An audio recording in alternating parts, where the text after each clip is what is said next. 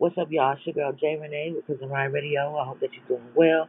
This evening, we got a brother on the phone by the name of David Yarde, and he's here to talk about his wrongful conviction. So we're gonna jump right into it. All right, bro. How you doing? I'm doing fine, thank you. How you doing? All right. Thanks for pulling up on so we can talk more about what's going on with you. So let's Yeah, I appreciate right the into it. opportunity. For sure.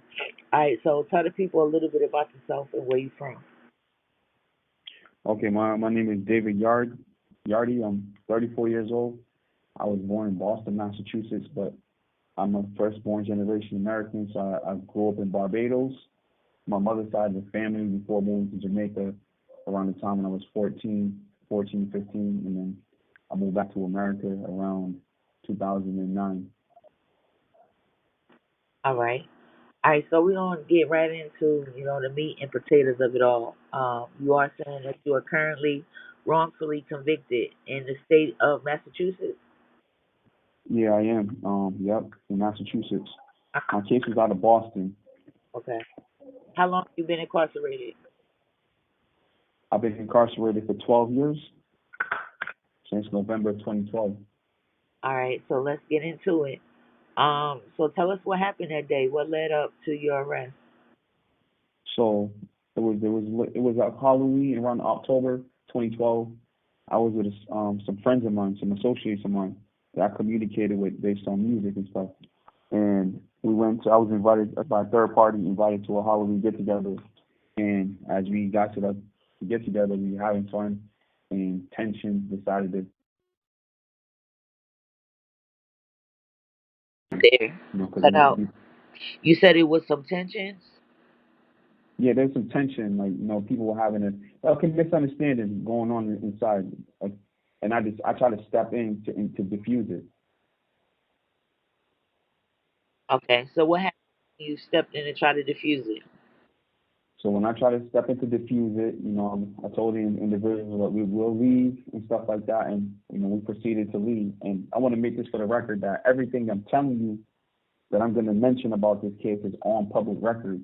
So I'm not assisting any investigations or anything like that, or helping any police investigation. I'm just repeating stuff that's on record, witness statements that was made of the facts that happened that night. So when the tensions kicked off, I got involved and I asked people to chill out, and I told the individuals that were connected to the party that we're leaving, we'll just leave. So while we were leaving, the person who ended up being the victim at the end of the night was following us outside while we were leaving. And I kept intervening with him, like, yo, just chill out. We don't want no issues with you. We just came to have a good time. We'll leave. One thing led to another, and on my way out the party and getting towards like the hallway, he basically somebody ended up shooting him, right? And I'm not here to say who did what or not, or who didn't do that. All I know is I wasn't the person that shot the victim, and when this whole issue was happening, and I realized like what was going on, I decided to leave along with the individual I was with. But when we got outside, shots went off, and typically in the hood, something like that happens. You hear shots, everybody just runs and scatters. So that's what ended up happening when we got outside. Okay, so how did you end up being the one charged for this? So in the beginning stages, typically in my mind is when in the hood where anything like that happens, everybody's gonna get charged. This is what I thought. So I expected, because I was with a group of people leaving when this happened, they're probably gonna charge every single person that was there and figure it out after. That's what they typically do. They charge you before they properly investigate the case, and then they go down the line of who's gonna get what kind of sentences or deals or whatever the case may be. So that's what I thought was gonna happen. When I realized I was the only person charged, I was puzzled. I was confused because other individuals that were present got called as witnesses, right?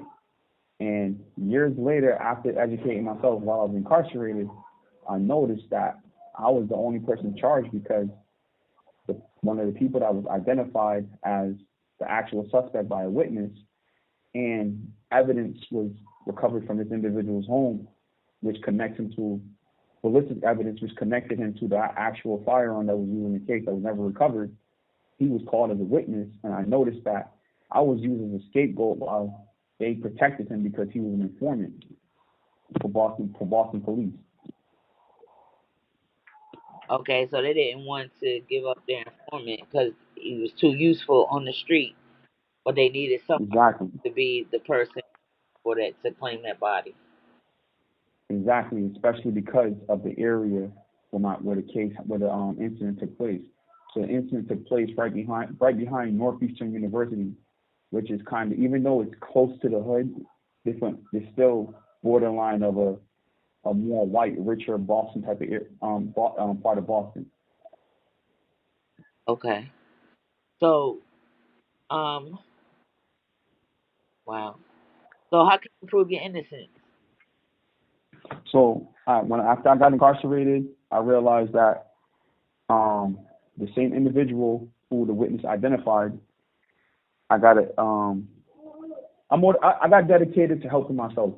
When I realized all the odds were stacked against me, everybody was moving against me, even the individual who actually committed the crime, because the DA's office gave my lawyer some evidence, and there was an audio of this individual blaming me for the actual crime, and me and him were pretty cool. So that kind of broke my heart. So instead of going and curl up in a ball and crying and stuff, I pushed my energy towards legally educating myself, and I looked at other examples. You have 1 minute left. Older dudes, of other older dudes who are dedicated their time to hitting the law library, understanding the law. And one thing led to another, and after lawyers came to represent me, because they're supposed to get you a court-appointed lawyer after you're convicted, that's by law. Lawyers told me there was nothing they can do to help me.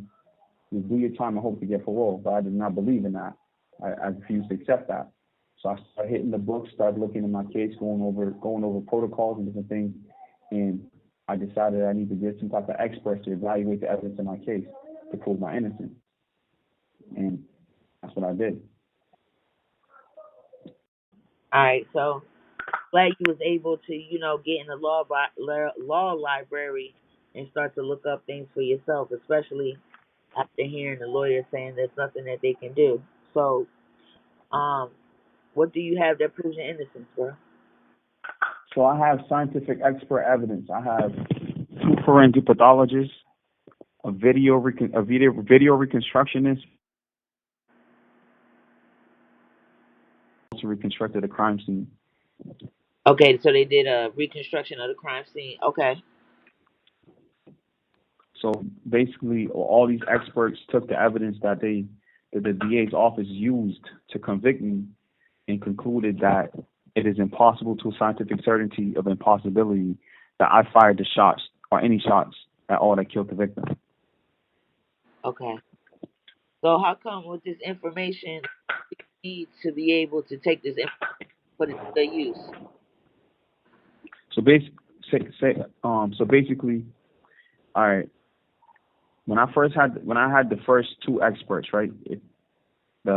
I had the first 3 experts, both with forensic pathologists and the video expert. The judges and the DA's office were adamant that I was still guilty, only because it's like you can't have a car mechanic fix a bolt, even though he is a mechanic. But even though he might know specific details and stuff, so the experts I had weren't qualified to make a specific analysis. Even though their analysis wasn't wrong, they were just basically, they're making it hard for me. So they told me if I get a ballistics expert, that's when it would be helpful. So once a ballistics expert got involved, he reconstructed the crime scene independently. Then the DA's office switched their tone from saying I was guilty to saying I have legitimate claims to be evaluated. So that's when I filed the Rule 30 in 2023. I had an evidentiary hearing, and the judge still denied my motion. But the DA's office was adamant in telling me they should support me going to the appeals court. Okay, so that's what you're doing now?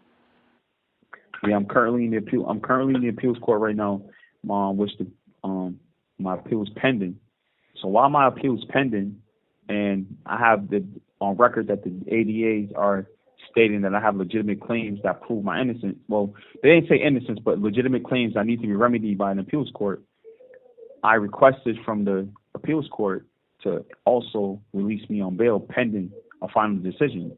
You have it on record. You have the expert evidence that prove my innocence, and you also have the ADA stating that, you know, I have issues to remedy. In a sense, they're basically conceding to the facts. Okay. You said it's still pending. Yeah, my appeals pending at the moment. My appeals brief been filed, and they're waiting on the DA to respond. The DA asked for an extension until the 26th of August. Okay, but at the same time, sorry. Of this year? Yeah, this year, 2025. Okay. All right. So what can we do for you? So sorry. No, I just said, what can we the people do to assist you? Like, what kind of help do you need from us? So, all right, I need people to help me make noise. You know, basically, if I was, say for instance, if I was Meek Mills or somebody famous, I wouldn't be in prison with the evidence I have to prove my innocence. I wouldn't have to go through the long, drawn-out appellate process. You feel what I'm saying? You know, they would be moving to release me on bail and stuff like that. So what people can do is, you know, sign my petition and stuff like that, repost it, reach out to the DA's office in Suffolk County, Boston, Massachusetts. The head DA is Kevin Hayden, and if you're concerned citizens, send emails, call their office. I have proof of my innocence where you guys can see which is supporting and stuff like that, and ask them why aren't they at least supporting my release on bail pending my appeal. I have 12 years, and I have the facts to prove it. And even though I have the facts to prove it, they have yet to present any expert to rebut my expert. And, you know, like I said, they admitted that I got legitimate claims. So the least they can do is support a bail motion and, you know, release me on house arrest or something like that. That's what I need the people to do. Sign the petition, make noise, help me, you know, reach out, because, you know, I'm dragging out my sentence, and this is things the DA's office usually do. When they don't like to admit guilt completely, they get as much time as they can get out of you. Right. Yeah, they don't often like to say they make. Right, exactly.